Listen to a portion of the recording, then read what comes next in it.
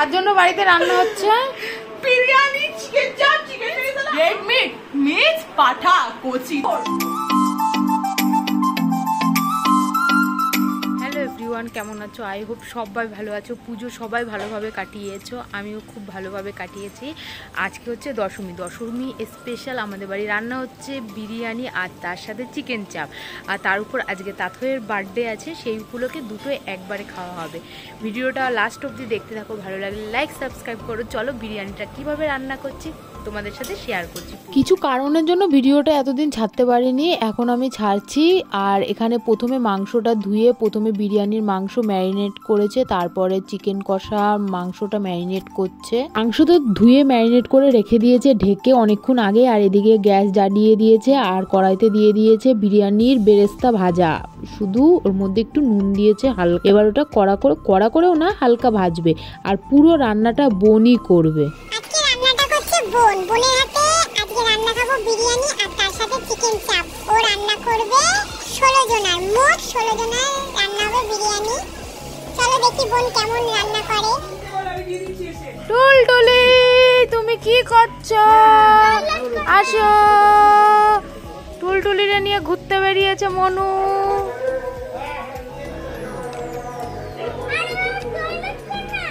মনা টুলটুলিরে নিয়ে একটু ঘোরাঘুরি করছে। আর এদিকে আমাদের বিরিয়ানির বেরেস্তা ভাজা পুরোপুরি কমপ্লিট। বোন এটাকে ভালো করে থালা পাতিয়ে রাখবে। এবার কড়াইতে দিয়ে দেবে হচ্ছে পেঁয়াজ। এখন বোন রান্না করবে হচ্ছে বিরিয়ানির ভিতরে মাংসগুলো থাকবে সেটাকে কষাবে ভালো করে মশলা দিয়ে। তাই পেঁয়াজটা ভাজা ভাজা হয়ে গেলে ওর মধ্যে এক এক করে মশলা দিয়ে দেবে, তারপরে মাংস দিয়ে কষাবে। আর বোন রান্নাটা কিন্তু বিরিয়ানি খুব ভালোই বানায়। পুরোপুরি ভালো করে ভাজা ভাজা লাল লাল হয়ে এসেছে। তার মধ্যে আদা, রসুন, জিরে, লঙ্কার গুঁড়ো যা যা বোনের দেওয়ার কথা সেগুলো সব দিয়ে মশলা দিয়ে কিন্তু ভালোভাবে কষাচ্ছে। তোমরা দেখছো যে ভালো করে মশলাটা কষাচ্ছে, কারণ মশলা যতক্ষণ না কষাবে ততক্ষণ কিন্তু রান্নাটা ভালো হবে না। মশলা কষানোর পরে কিন্তু বোন জিরার গুঁড়ো, ধনের গুঁড়ো দিয়ে তারপর মাংসটা দিয়েছে। মাংসটা দিয়ে কিন্তু ভালোভাবে নেড়ে চেড়ে তারপর লাস্টে জল দিয়েছে, তাও আবার গরম জল। তারপর জল দিয়ে ভালো করে কষিয়ে মাংসটা একটা বাটিতে ঢেলে রেখেছে। তারপরে তো এদিকে বিরিয়ানির জল বসিয়ে দিয়েছে। জলটা গরম হওয়ার পরে ওর মধ্যে কিছু আস্ত মশলা দিয়ে দিয়েছে, লাইকে দারচিনি, লবঙ্গ,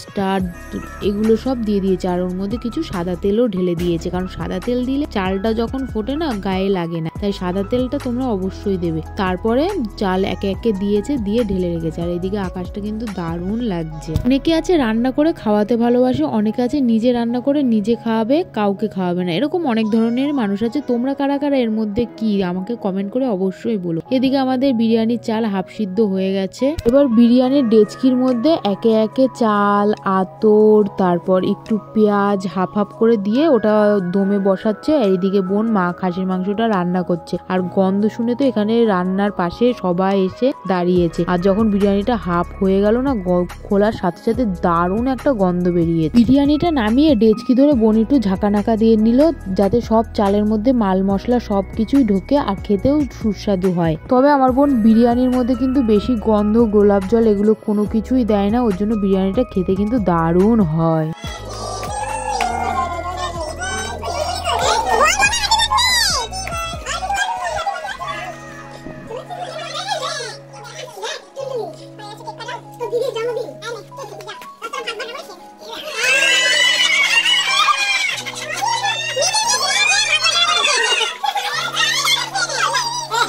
ও এখানে কেকটা কেটে প্রথমেই নিজে খেয়েছে, কারণ হচ্ছে এখানে প্রচুর দর্শক আছে, কাকে দেবে কে রাগ করবে, তার জন্য ও কেকটা কেটে প্রথমে খেয়ে নিয়েছে। এটা একদিকে ভালো করেছে, এটা দেখতেও যেরকম খেতেও কিন্তু খুব সুন্দর হয়েছে। এদিকে বিরিয়ানি পুরো কমপ্লিট। মটনটা প্রেসারে একটু সিটি দিয়েছে আর টকবক করে ফুটছে। দেখো কি সুন্দর গন্ধ। আমার তো এখন ভয়েস ওভার দিয়েছি, ভিডিওটা যদিও অনেক দিন পরে ছাড়ছি, লোভ তো লাগছেই। যেরকম বিরিয়ানি হয়েছে সেরকম মটন রান্নাটা হয়েছে, দারুণ খেতে তো হেভি লাগছে। এবার ভাবছি বোন বিরিয়ানি ভালোই বানায়, বাড়িতে একটা বিরিয়ানির বিজনেস শুরু করব। কি বলো বন্ধুরা, কেমন হয় বিরিয়ানির বিজনেস শুরু করলে?